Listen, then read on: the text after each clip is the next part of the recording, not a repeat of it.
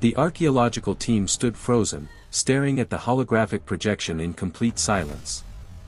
After 300 years of excavation and analysis, they had finally recovered intact combat footage from the precursors. Not fragments. Not corrupted data. Fully functional visual records. "This changes everything," whispered Dr. Kelvin, his crystalline body pulsing with restrained excitement. 42 million years old, and the clarity is flawless. The projection showed a sleek fighter craft battling an enormous bioweapon in open interstellar space. The ship moved with impossible elegance, weaving through attacks that should have reduced it to atoms. Every maneuver was precise, deliberate, and terrifyingly effective.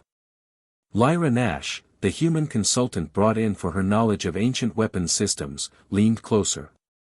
"Can you enhance the cockpit feed?" she asked. "Why?" replied research lead Tormamak. "The precursors never revealed their pilots. Anonymity was sacred to them." "Just do it," Lyra said quietly.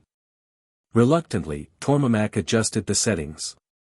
The cockpit interior snapped into sharp focus. The pilot wore a sealed environmental suit, their face hidden behind a reflective visor. Several researchers gasped.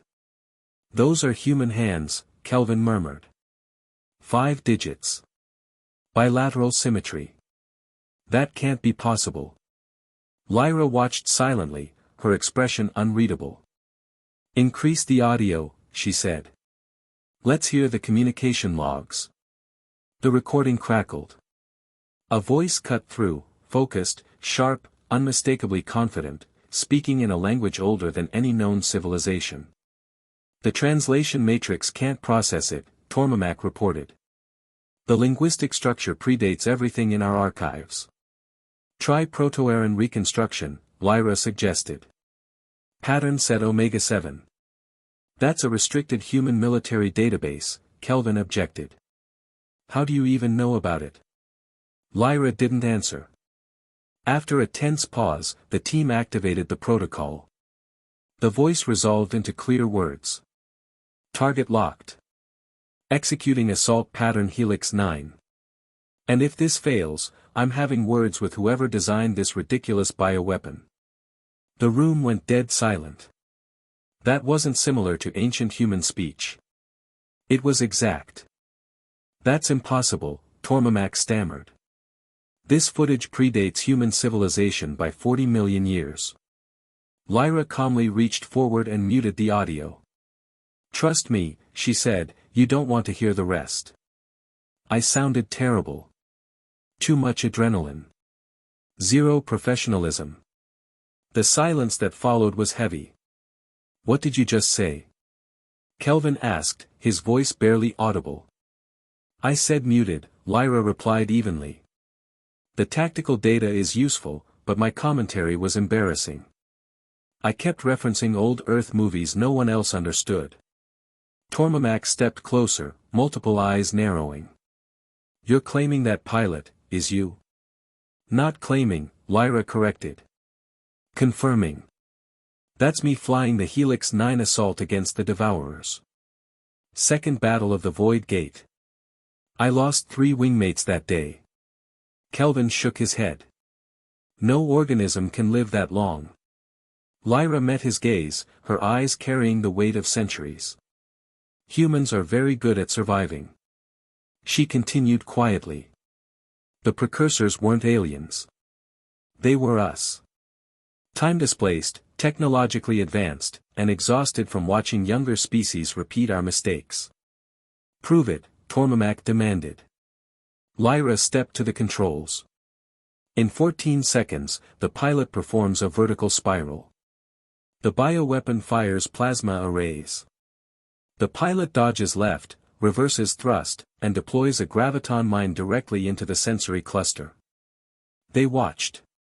14 seconds later, it happened exactly as described. "That data isn't in any archive," Kelvin whispered. "Because I never filed the report," Lyra said. "I was angry.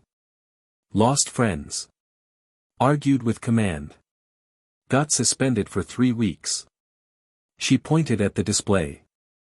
See that maneuver at timestamp 47? That's the Nash reversal. I created it during this fight. Tormamak accessed military records, his expression shifting to shock. That maneuver is taught across 800 species. Lyra nodded. Took me 6,000 years to perfect. Kelvin took a careful step forward. Why are you here? He asked. Why work as a consultant excavating your own civilization? Lyra stared at the frozen image of her younger self locked in combat against an impossible enemy. Because I'm the last one, she said softly. Everyone I fought beside. Everyone I loved. They're gone. You're immortal? Tormamak asked. No, Lyra replied. Just very stubborn. Certain forms of temporal radiation change how humans age. We adapt. We persist. We outlast. She turned to face them. I don't need monuments. I just need someone to remember them, my crew, my friends, the people who died so the galaxy could keep going. Kelvin bowed his head slightly. We will remember, he said. We'll tell their story. Good, Lyra replied. And maybe remove the part where I called the Devourer an oversized space jellyfish.